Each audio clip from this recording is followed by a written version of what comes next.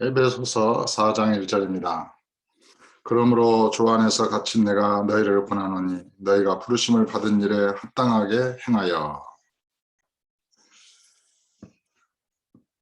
참, 그러므로 이 에베소서 1, 2, 3장에서 창세전의 그리스도 안에서 우리를 택하시되 모든 그 하늘에 속한 신령한 복을 다 주시고 그리스도의 피로 하나님과 원수였던 우리를 이렇게 화목하게 하시고 또 그 이름을 주셔서 영광스러운 교회의 어떤 지체가 되게 하시고 그 안에서 영광과 찬양을 받으시기를 원하시는 하나님의 뜻을 따라서 우리에게 거저주신 은혜의 영광을 찬송하게 하시고 이러한 모든 하나님의 은혜를 이렇게 말씀하신 다음에 그러므로 이제 너희가 그런 부르심을 받은 부르심에 합당하게 행하라 그렇게 말씀합니다. 우리 아버지께서는 저와 여러분을 예수 그리스도의 이름으로 부르셨습니다. 성령을 통하여 부르셨습니다. 그것은 창세전에 그리스도 안에서 저와 여러분을 하나님께서 예정하셨다는 의미입니다. 그것을 깨달으라는 것입니다. 그것을 깨달았으면, 그것을 믿고 알았으면 그 어마어마한 하나님 아버지의 은혜와 그 경륜과 그 지혜와 그 영광스러움과 그런 모든 것을 생각하고 정말 왜 나를 하나님께서 이렇게 부르셔서 영광을 주셨는가? 어떻게 하나님의 아들 예수 그리스도를 주셔서 나로 하여금 이렇게 영광스러운 위치에 오게 하셨는가? 그 부르심의 뜻을 이해하는 것이 중요합니다.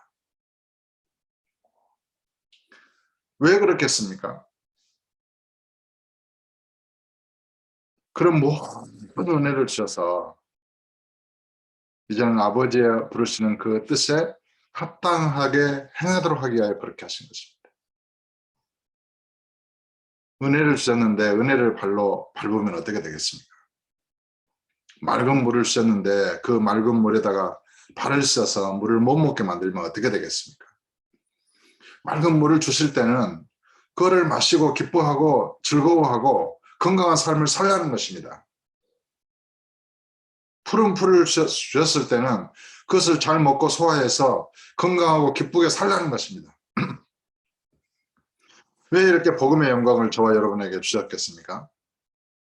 그 예수 그리스도를 온전히 잘 믿어서 정말 기뻐하고 즐거워하며 감사함으로 하나님의 영광을 찬송하면서 살라는 것입니다. 부르심에 합당하게 행하라는 것입니다. 그런데 많은 사람들은 자기의 어떤 이익,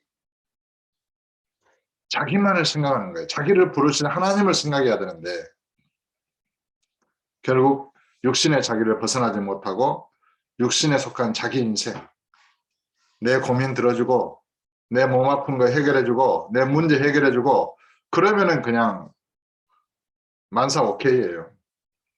다른 사람이 어찌 되든지 하나님 아버지의 마음이 어떠하든지 그렇게 상관없이 산다면 어떻게 되겠습니까? 저와 여러분을 그렇게 사랑하셔서 독생자를 내주신 아버지의 뜻, 그 아버지의 부르심, 그 부르심에 합당하게 행하라 이렇게 말씀하시는 것입니다. 행함이 없는 믿음은 죽은 것입니다.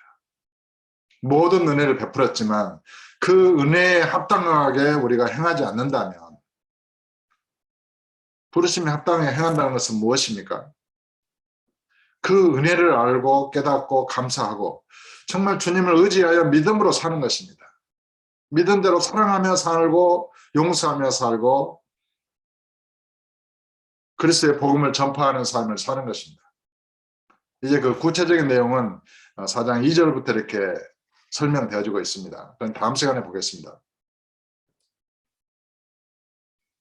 우리를 부르신 그 부르심의 목적, 그 뜻, 그 주님의 희생과 사랑 그것을 생각하고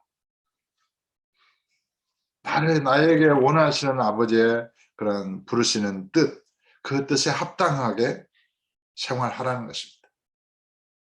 믿고 깨달은 대로 행하라는 것입니다. 은혜를 받은 대로 기뻐하고 감사하며 살라는 것입니다. 사랑을 입은 대로 사랑하며 살라는 것입니다. 용서받은 대로 용서하며 살라는 것입니다. 모든 것을 주시고